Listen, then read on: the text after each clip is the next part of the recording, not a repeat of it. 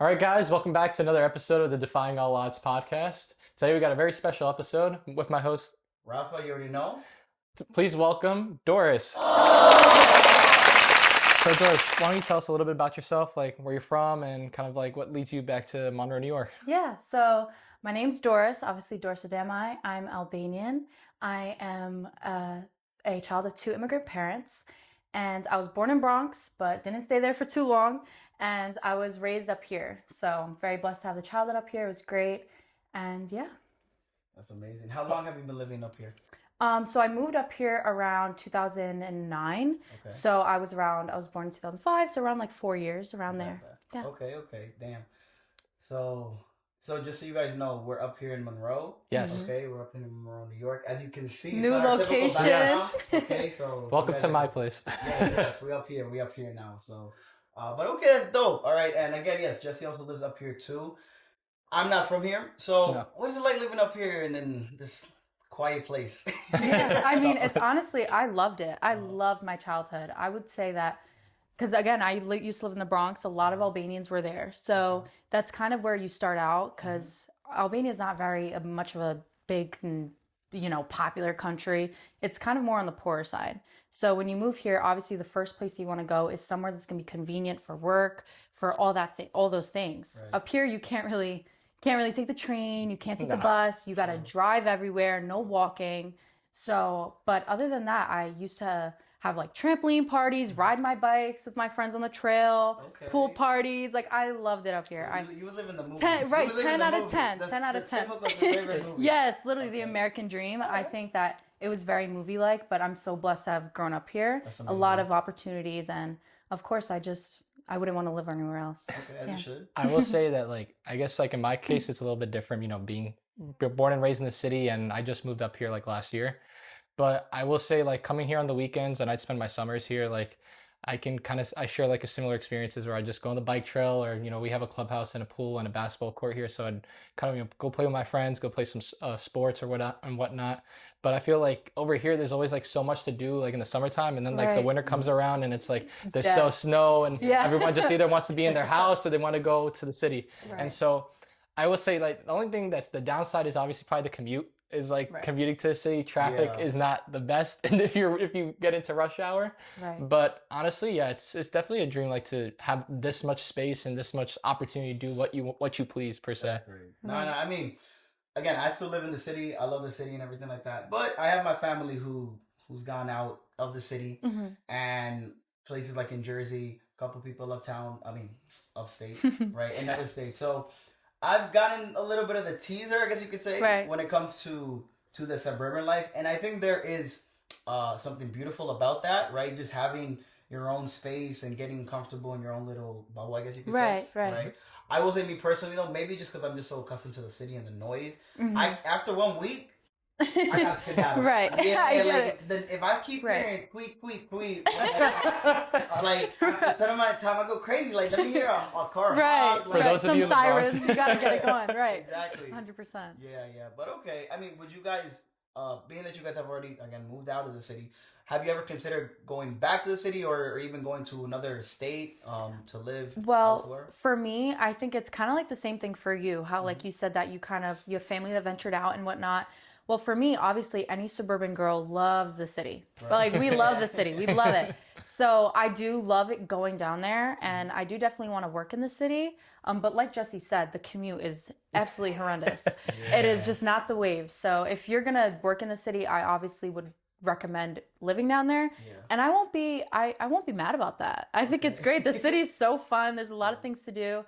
And it's super accessible to other things. That's a fact. Especially at the age that we're at now. I think prime time city life is now. Exactly. Yeah. At the age that we're at. 100%. Also, I mean, like, I guess, like, in this complex, I'd say, like, most people do work in the city, so they do make that commute, and it's like you're driving every day an hour plus, and maybe close to 2 with traffic. Right. And obviously, it's a commitment, but it's like you say, like, there's a lot more opportunity when you're in the city with like in regards to pay, in regards to the type of jobs you can get over there. Right. Whereas, like, here, yes, there's some opportunity, but it's obviously much more limited since we are seeing a more suburban type of lifestyle. Right. But I would also say, like, I mean, like, me personally, I'm just so used to being in the city where it's like, I definitely want to work there. I definitely want to live there.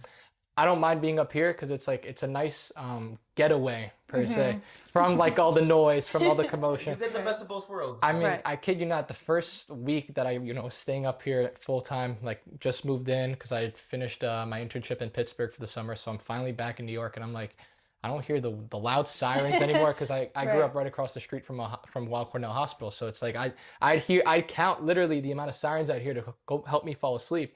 And here you're just hearing birds tweet and like the crickets outside, and then the fire department alarm is completely different from the city. So I'm like completely thrown off by it. But it's just peace. It's just peace. It's peace and tranquility that you and I are both not used to. Right. I'm used to it. I get more scared when it's too quiet. You're like, what's going on? Yeah, like, bro, like something's shady. Like, let me hear a pop out when it's telling me, like, it's something look nice, But yeah. Right, 100%. But okay, that's cool. I mean, I think it's good in general to have both and to be able to experience both sides and know what is it that you personally enjoy more for your future and everything. 100%. And like you said, in the city, you get a lot of opportunities. Right. You yourself, you work in the medical field.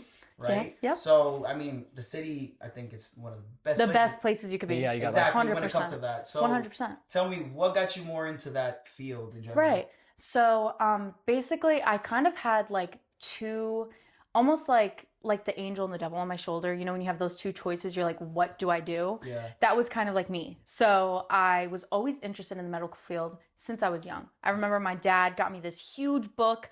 I think it was like Johnson & Johnson, like Family Life from like the 1980s or something. Really? And it was just like a medical book. And he just gave it to me. He wrote something very nicely inside. And I just remember being like, my dad would be sick or my mom would be sick, and I'd be like, let me get my book. Like, give me a second. Right. It says you need amoxicillin and you have the flu. Don't do that, everybody. But and I remember just reading that book and I was so proud of it. Yeah. And I can't imagine my life without being in healthcare. Okay. So that's just like one of the things. Mm-hmm. And the other was law. So I've always been told my entire life that I spit fire. Like, right. So I could always catch myself up and like when something's going down. Mm-hmm. And my dad wanted me to be a lawyer. My mom wanted me to be going to the medical field. Oh, wow. I'm like, okay, woo. Yeah, that's right, exactly. Why not do both? Exactly, right. Let me be an overachiever. MDJDs exist. Right. Shoot for the stars, go for the moon. Right. But what really got me into it was my sister Denisa. She went to Mercy and she was CEO of her entrepreneurship club. Wow. And so she held this really big event. And there was a founder, CEO of Forme Medical Center. And her name was Dr. Maria Trusa. And I remember being there, I think I was like 15, whatever. 15 or 16. And I'm there with my sister just tagging along. And she's like, hey, like, Doris, like, come with me. I want you to meet this lady. Like, she's a really big, successful woman. And she works in the medical field. Maybe you can get an internship. They're talking like they're best friends. Yeah. This woman is a millionaire. She's so successful. My sister goes up to her and she was like, Doris would really like to work in the medical field. And she got me an internship at Forme. I was only 16. Wow. And that's when it just, it shot up. Right. Right. 100%. So then I became an EMT.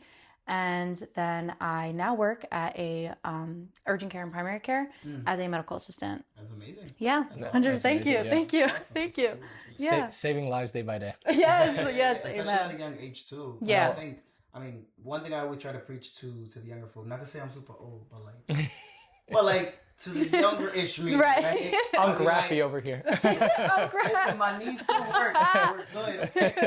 But in all seriousness, the thing I always preach to everybody is like, legitimately, just start out young. The younger you start, the more time you have to develop and grow your skills. 100%. So it's just like, yes, it can be scared. Obviously, it's easier said than done. Mm-hmm. But all in all, it's all about just going forward and using the opportunities that are given to you. Just right. And if it doesn't work, oh well, you just scratch that off the list and push up to the next one. Right. And I honestly, being like 16, I'm just like this little like, I'm like a grain of salt compared to these doctors and everybody. I'm like, oh my God, like what's going on?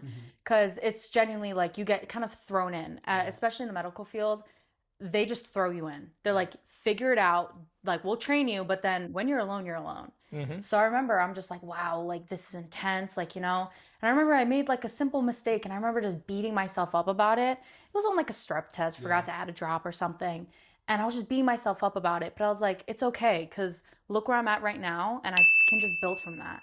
And I think that's really important. That's amazing. Yeah. Well, like all in all, I mean, you're introduced to the medical field at such a young age. I feel like obviously, like I guess like in my kind of my life, I didn't really go into a hospital setting until I was like after high school. So I graduated, you know, when I'm 18, and then I finally get an internship and working in peds, and that's like the very first time where you're interacting with patients, and that's like, I mean, I feel like, you know, once you're out of high school and you're in college, it's like a whole different experience, but you're doing it at such a young age. What would you say is like, I guess your biggest piece of advice for people that obviously do want to pursue this kind of field and they don't know if they have it in them or if they're afraid, or like, what would you tell them to kind of get out of that bubble and to kind of go for it? Well, 100%, I feel like it's more of you have to make connections. No matter what field you are in. My sister taught me that, and so did my brother. They're both in the business, but my sister taught me from the beginning that you need to make connections. So if you want to get into any field, let's scratch the medical field for now. You have to make a connection. You have to put yourself out there, whether that's on LinkedIn, whether that's, you know, if you have a friend or an uncle or anybody, to really just put yourself out there. And let's say you do get it. Let's say you go through with it. I say 100% that you just have to make sure that you're motivated and that you're dedicated to not only yourself, but to your patients and also to the person that's teaching you. Because I feel like what's kind of like a divide that I've seen kind of in healthcare sometimes is that people will start to get a little too confident. True. And, you know, in anywhere, but in healthcare, you have to really take your time and make sure you understand not only your patient, but when you're getting trained, you can't be like, oh, but I knew that. No, but that's okay. Like, cause I remember at my last job, I think the most important thing while you're in the medical field and how to stay on top of your job is really just be in the present, learn what you're learning there, and then go forward with it. Don't go back. Don't say, but I learned this here, but I didn't learn that. Instead say, okay, I will learn that. If you say I can't, then you're not going to do it. Say I'm currently struggling with. That's something that I really think is, instead of saying, hey, Jesse, I can't do that for you. Like, hey, Jesse, I'm currently struggling with it, so let's work together. And I think that's a really big thing in healthcare because it's all about the patients and it's all about learning every day. I mean, at the end of the day, like, I always go take this quote by Dr. Shaw. He's the vice president of New Presbyterian Cornell. He came and we did a physician panel at Columbia 2 years ago. And so he's giving a talk and he said, you could be the smartest doctor in the world, know everything from the textbook to the T, but if you don't have empathy, then you're really nothing to your patients. And that reason why is because you can know every kind of a condition, you can know every kind of treatment option, but if you're not talking on a surface level with your patients and like being patient with them, literally like taking that term, just being patient for your patients, no pun intended, but like, but like just illustrating that kind of empathy to them is what makes a kind of a patient's day and also their treatment a lot better. They'll feel safer and they'll also trust you more when you pay close attention to them. I mean, I can speak from experience where I've been in the ED and I felt either I'm being ignored or the doctor's just reading from like their set of like the list that they have or like a piece of paper. And I'm like, this isn't how like in hospitals is obviously supposed to function. So, but like moving on. So like you, obviously, you know, you're an EMT, you're a medical assistant now, and you've been doing this all up here in Monroe, not in New York City. But you've also, you're also currently in the Army now, right? So you're in So what's that been like for you? Well, honestly, love it. Love the Army life. But just to kind of preface on how I kind of built my way up there, because it's really not an easy decision to do. So it's a big commitment. Obviously, you sign your life and you really do that dedication to your country and to your peers. But I remember when I was a kid, for some odd reason, I could not find any rhyme or reason. I've been having dreams. Probably like 90% of my dreams since I was 8 years old was me being in the military. Whether it was me and my friends or genuinely all of them. any scenario in my dream, but I would be in a uniform. And so I remember I just wake up and I'm like, what? Like, you know, is this like a sign, or am I just like watching too many movies, you know? Yeah. But, you know, so then I remember I was sitting in the Polo parking lot, shout out, but I was sitting in the Ralph Lauren parking lot, about to go into work, and I look up goarmy.com. Out of nowhere, I just look it up. I'm like, you know what? Let me just see what's going on. Check it out. Right. I look up goarmy.com, and then a little icon kind of pops up saying, hey, do you want to talk to a recruiter? Like, you know what? Why not? Yeah. I'm 17 at the time, so I obviously could talk to a recruiter, but I would have to have my parents come with me. Okay.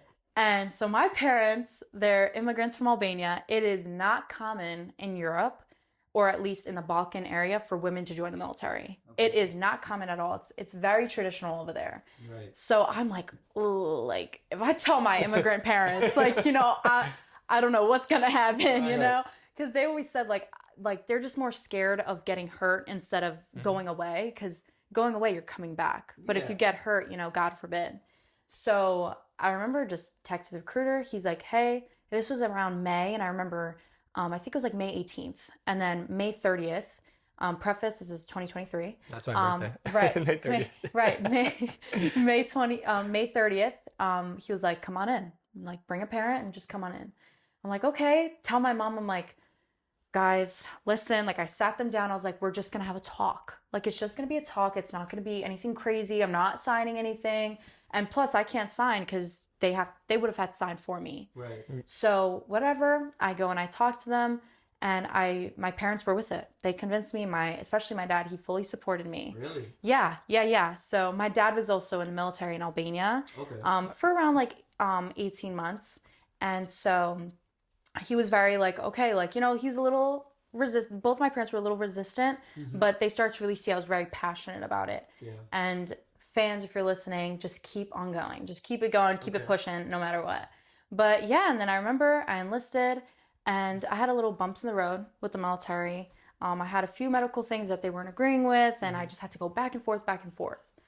And so I joined the military in March of this year. So March 7th, I enlisted. Okay. And that was 2 weeks after my father had passed away. Wow. So I was like, you know what? I'm just go do it. I was like, enough is enough.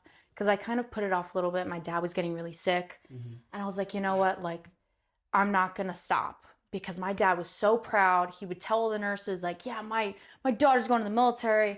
She's a firefighter, EMT, like, you know, whatever. So I'm like, you know, right, I got to carry this on. And so honestly, I went almost kind of not only for myself, but I went in honor of my dad. Yeah. And so I March 7th, I enlisted, and I shipped out a month after his death, March 26th. Yeah. Wow.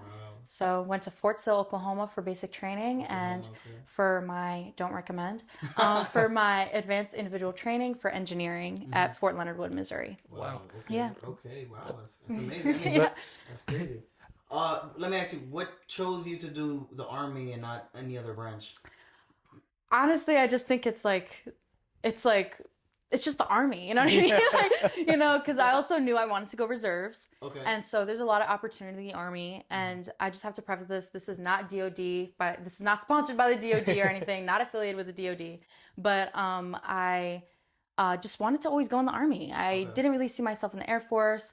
And Marines as a reservist does not really coincide. Right, Marines and Navy, like, you don't really see a lot that are reservists. Yeah. And so Army really did give me a lot of opportunities and a lot of pull. So I decided to go Army. Okay. Yeah. That's amazing. Okay. I had a friend, shout out to Jeremy. There you go. Just recently had a kid too. Woo! Crazy. Congrats. Yeah. And he was in the Army as well. I believe if I remember correctly, he also went to Oklahoma at one point for his training as well. Okay. And I remember the stories he told me about like how intense the training is for people going into that. Right. So, I mean, what was your experience like just in that process when you first got into it? Yeah. So, kind of to break it down, in the Army, they separated basic training. It's 10 weeks. So they separate it by 3 weeks. So 1 week of your basic training is just you sitting in a huge, almost like banquet hall and doing your dental, your medical, like getting you all ready and fit for basic training. Yeah. Obviously they still would smoke us and we're doing push-ups under chairs and, you know, doing V-ups and you're like, what is my life? Right. But then the first 3 weeks, that is like what they call hell week. Okay. Oh yeah. So it's when you're just like, man, do I claim psychosis to get out of here? Yeah, like, yeah. oh my gosh, like, how do I get out of here? What did I do? But then that's what it's for. Right. They're supposed to make you feel like, wow, like, what mistake have I made? Like, what am I doing? Just to really break you down. And again, I was going through a tragedy. So I was honestly very like, kind of almost like, I remember landing in Oklahoma. I'm like, wait, like what? Like I'm in Oklahoma, first of all. Yeah. What is Oklahoma? It's so flat there. Like it's so flat. Right. Like, oh my God. Like it's so bad.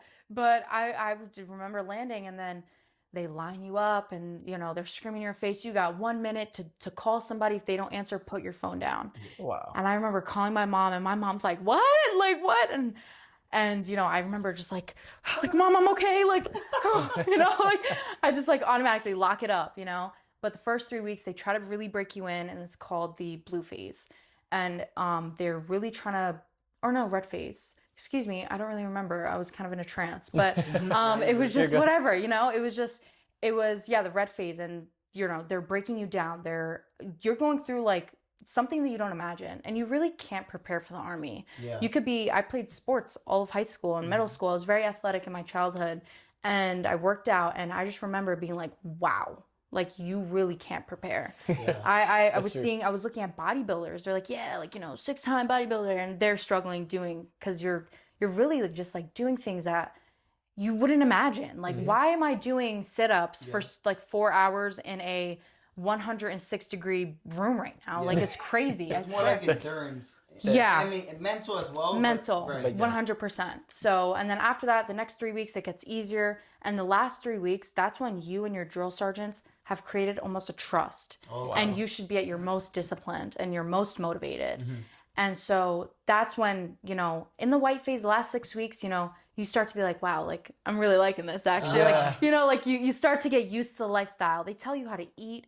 They tell you when to breathe, when not to breathe, how to walk. Right. Somebody steps out of formation, everybody whip it up because we're about to do push-ups, you know, like, wow. right. Yeah. So like The discipline is crazy there. Very disciplined. And like, honestly, all you have to do is just motivate you and yourself and try to motivate your battle buddies too. Okay. You got to really motivate your peers because at the end of the day, it's all a team. Your platoon, that's who's going to be your lifeline at the end of the day. And I've had instances where I've had to save a battle buddy because something had happened or something. So it's really, the Army is all about staying dedicated and really locking yourself in and don't think about the outside world when you're at work or in the military or anything.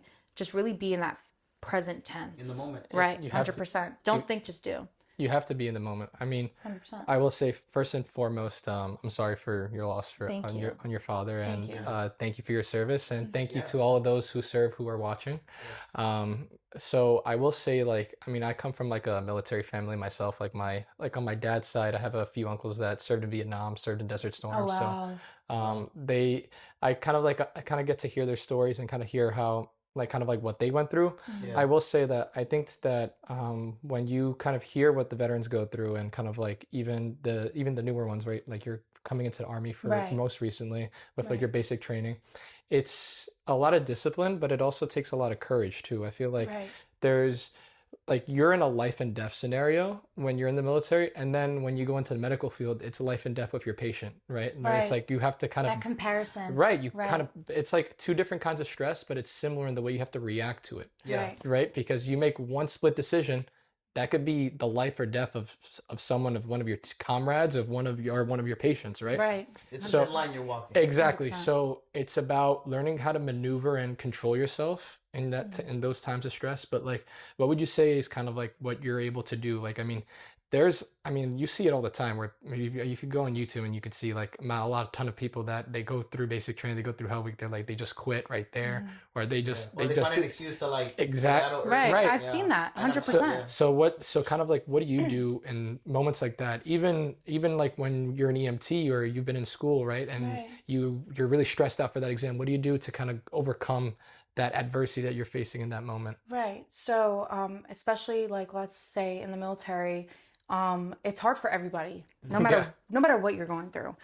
Whether you had picture perfect life, you're coming in, whether you're dealing with a tragedy, whether you're missing your kid at home, it's all up to you. Yeah. So for me, I would see one of my really good friends, she decided to stop. She decided middle basic training, she's going to stop.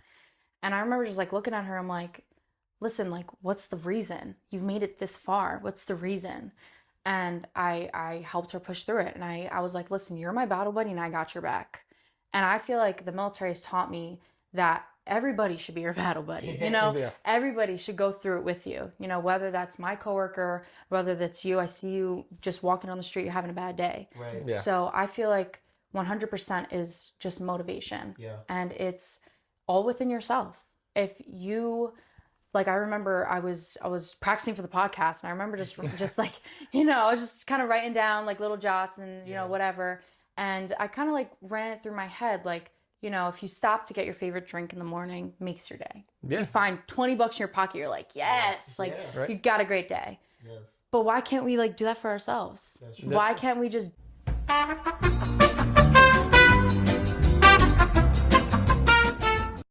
What's up, guys? We had some technical difficulties, you know, now and then, you know, things happen, but we got to keep it rolling. So, as you were saying, right, it's all about, you know, motivation and creating a circle. I think that's what I think all in all, that's kind of the theme that you're pushing out, right? It's all about the people that you surround yourself with, right? And using your, you know, your personality, your positivity to make others feel good, right? And 100%. I always try to preach. I've always said, you know, it's better to, you know, push somebody and make them feel good, right? And more specifically, like, there's more good days than bad days, but we choose to remember the bad more because they don't happen as often, right? So I think when you put yourself, like you said, you know, whether you're just, you know, seeing a man or woman down the street, you know, it never hurts to just give them something to say, you know, just give them a smile or whatever. Hey, have a good day. Right, exactly. How you feeling, bro? You know what I'm saying? So, like, that could just change someone's day in an instant just from that alone. Just being positive. Yeah, something as simple as just holding the door for the next 2-3 people that are coming through. Right. And then put a smile on your face saying, welcome in, like, you're welcome. Like, Yeah. all it takes is literally, it's so easy to be nice, but it's easier to be even more kind to people than it is to be mean to people. Right. So, 100%. I think above all else, right? I mean, you know, him and I, as a lot of us know, we met through Gap. Yes. Right? And I think we've learned a lot of just talking to people, right? Having to control our emotions when in retail. We have that one Karen that want to rile you up or whatever, but we just try to relax it, right? You know what I'm saying? But you two met each other through Ralph Lauren. Yes. For whatever reason, this man loves to work in retail. So, so 5+ years now. What was that like? What was that like, guys? Honestly, go ahead. Honestly, like, I'd say I feel like I learn more and more every time I've been in different stores. I mean, my first retail store obviously was the Gap that we worked at. Yes. Then I ventured over here up in Monroe by Woodbury Commons Mall, and I've worked now at 3 stores now at that mall. Worked at the Polo Ralph Lauren. The summer before that, I worked at Nike. And then I've also worked at Impossible Kicks, which I think they're out of business now. But Impossible Kicks? Yeah, I haven't even heard of that. Yeah, they're like some resellers. Store, yeah. But like, honestly, I feel like every time I've kind of bounced around, I've noticed that the people are different every time you obviously you're going to meet new people, but it's the way that they approach the customers, the way that you're trained. Yeah. But a lot of the things that you kind of carry over in retail kind of remain the same. Like greeting the first customer through the door. I mean, our store was very huge. Hey, how can I help you? We have a bunch of discounts here. Exactly. Like that. That'll always be the same. Or like your manager's getting mad at you if you're not like interacting with your customers and you're being too quiet. Yeah. Right. So a lot of those things carry over. But I'd say at our store specifically, I think that we were just so used to the chaos with the traffic. I mean, that kind of goes hand in hand with, like I say, managing a time-sensitive, stressful situation. Yeah. And I feel like, obviously, it's easy to get carried away. You got a customer asking you for a size, another one asking you how much this is, the other one asking you, is my size back in the fitting room? Like, yeah. It was definitely, Polo was... chaotic. Right. There's no word for it. It was always packed, you know. But honestly, it was fun. Right. In some ways, I'm kind of grateful for retail in a weird way, because usually people are like, I would rather like burn down the store, but you know, like, I felt that. right. But for Please me, don't do that. No, don't do that. But like for me, it's more just like it kind of really did like set me up on like how to really remain professional. Oh, I agree. Because I my first job was at Levi's, the Woodbury Commons, Yes. super small store, whatever. But it really did teach me like, okay, like I'm servicing them. Yeah. Okay. Yeah. Like they're coming to me for help. Right. And that's in all fields, honestly. Like at the end of the day, retail is a great job to have when you're younger. True. Or even as just like a filler job. Yeah. Because it really tells you how to remain professional. Again, like you got some Karens coming up to you, or they're like, hey, this is 15% off. I'm like, that was the boxers over there. You're holding a polo t-shirt. Rafi, the amount of times you had to call Jose and the manager on the radio, be like, come talk to this. Right. Yeah, bro. They be hitting women like, oh, this tag says it's a discount.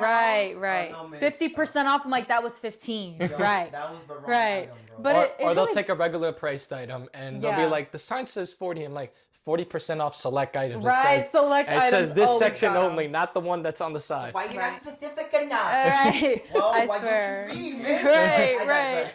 I swear. But it really did, like, honestly, really teach me how to does. just, like, Oh, yeah. It's true. It's true. And also, I mean, you do get a lot of your best friends from working Yes. in retail, Rafi, and then of course Doris. Right. So Yes. Right. I will say it's definitely it's a lot easier when you have like great coworkers that you work around. 100%. I agree. It makes life a lot more fun per se, and being in a fun workplace obviously makes the work a lot easier to complete, Right. and also brings the best out of you. Right. That's It the makes best you way to want to go to work too. You know, Yeah. we had a great crew going on at Polo. I mean, that Great crew. that All summer the was college amazing. kids, everybody's just graduating high school. It's the summer, you know. So it was great, and it really made work fun. That was Good. that was definitely me my first year when I was just starting college. I literally was just like it was like a week before I started my first day of college, and the week after was my first day at Gap. Right. So, and then I remember those first few months, like everybody was like almost in the same age group, whatever.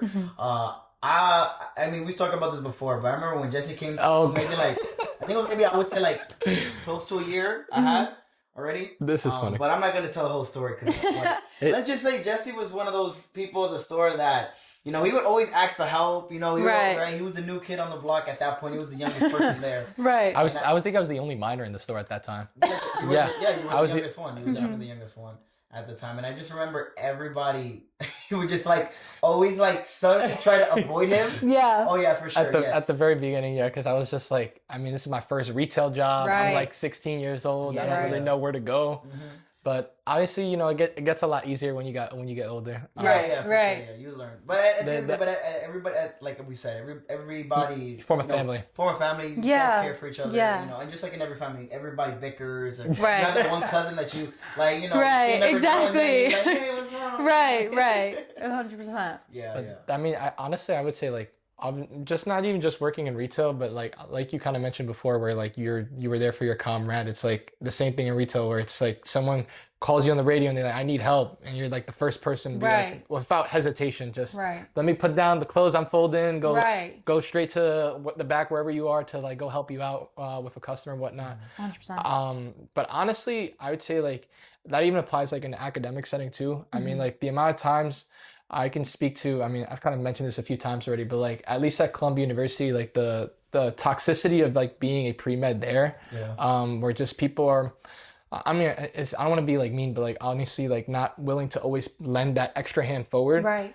Because there's the competition. You want to beat the curve, you want to get the best grades in the class, and but honestly, it's like if you fail, everyone else fails. Like the whole curve goes down. So it's like it doesn't really help you if you're not helping the next person right next to you. Right. I kind of take it upon myself where I'm in the library and I literally see someone, if it's like even the closest material to, I'll ask them like, hey, do you need help with anything? Like, you have a question about that? I kid you not, I ran into this kid one time and he was in the bio class that I had taken the year before, and he was like, oh, I don't really understand this. Like, thank you so much for helping me, like explain like what I believe was like glycolysis. Like, thanks for explaining what glycolysis is to me. And I'm like, oh, of course. And it's moments like that that you make someone's day, you make their week, and they do well in their exams, and then it's like, and they look back on that small little experience, that small interaction, like this random stranger at the library that goes to the same university as me decided to take 15 minutes out of his day to help me. It's a game changer. 100%. 100%. So I mean, and then again, so with the, you putting yourself in the Army, getting the medical field, what is it for you that using those two avenues, like where do you think that's going to lead you, or where do you want it to lead you towards the future and, years from now? Right. So right now I am a major. I'm a major. Yes. No. Right now I'm a biology major. Forgot to insert the other word. Right now I'm a biology major on premed track, and I'm going into neuroscience. So I really do want to be a surgeon. I want to go into surgery. Okay. Hopefully, obviously, I would love to go into neurosurgery, but I would imagine my life without healthcare. I really wouldn't imagine it. And the Army did help me a lot, where it's obviously going to help me with benefits with school. Yeah. Because we all know that medical school, woo-wee, it's, what? Yeah, right. Got to sell your left lung. But so, it's definitely, it's going to help me obviously get through school. And the Army really just prepares you and makes your mindset just a total 360. Okay. So before, obviously, everybody's like, yeah, like I want to be a surgeon. Anybody can think that. That's right. Anybody can think I want to, fly a plane tomorrow. Be an astronaut for NASA. Right, whatever. Exactly. Like you can genuinely say anything you want, but it's all up to you on how you choose your path and what decisions you make to lead yourself up to there. Yeah. And that's especially why I wanted to go so early into the medical field. I wanted to start early. And again, I definitely want to go into pediatrics. I love working with kids. And I feel like that if I can make a difference or make a change in not only somebody's day, but in somebody's life, especially a kid, I would love a kid to have the childhood that I was blessed to have. So if I could do that, and then I'm down. Then I'm 100% down. I'm going for it. Yeah. I go by the quote that Denzel Washington has, where he says, "Dreams without goals are just dreams." Right. Because at the end of the day, it's like you cultivate your resume, you cultivate the experiences that you have, but it's not just like you could work at the top hospitals, you can have the best recommendation letters, but if you're not taking anything out of those experiences, then you just get a participation trophy at the end of the day for doing that. Like, hey, thanks for working. Right. Exactly.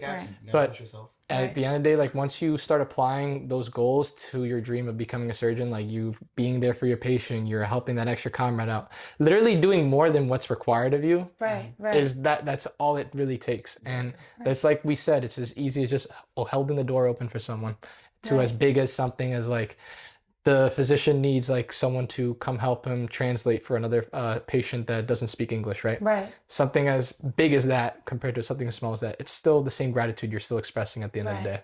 And like you said earlier, empathy is really such a big thing that no matter what your role in healthcare is, and I love to really make sure that people understand that no matter what role you have in the medical field, you are important.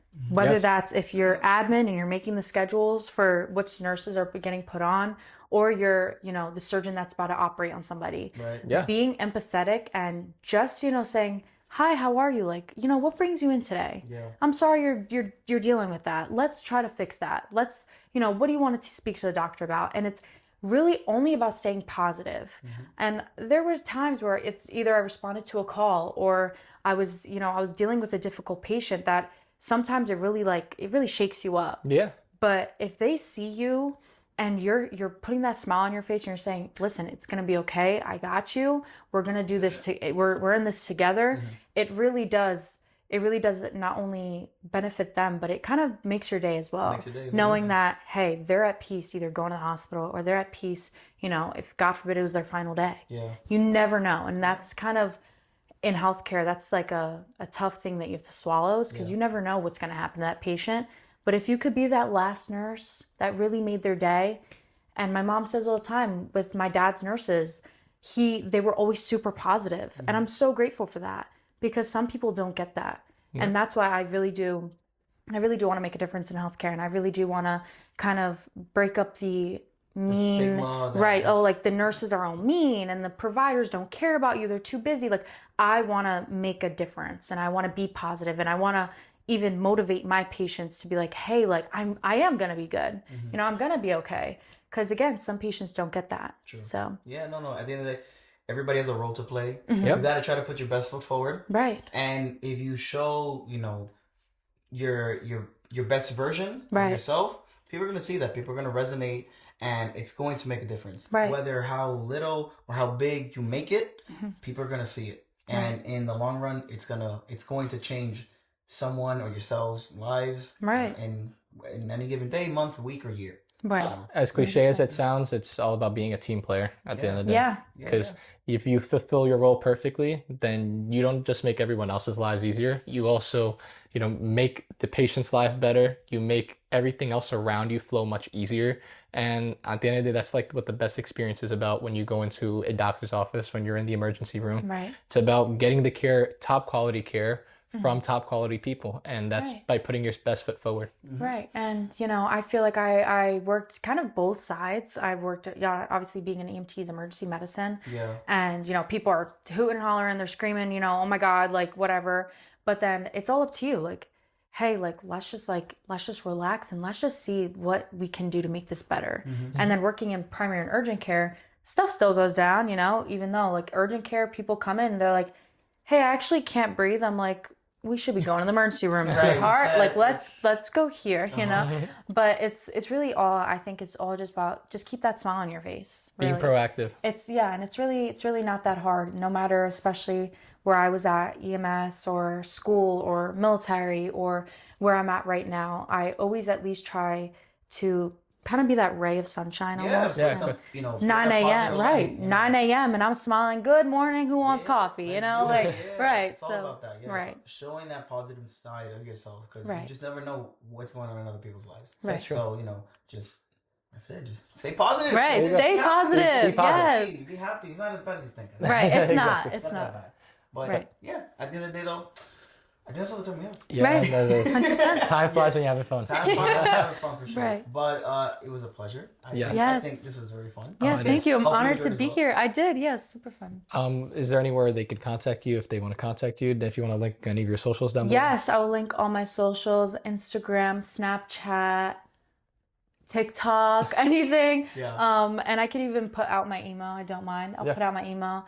Reach out to me if anybody wants to talk about Links will anything. be down below in the description. Yeah. As always. That's all. But guys, thank you. Remember to like, share, and subscribe as always. It's your boy Jesse signing off. Your boy Rafa, as always. And Doris. Bye. See ya. Deuces.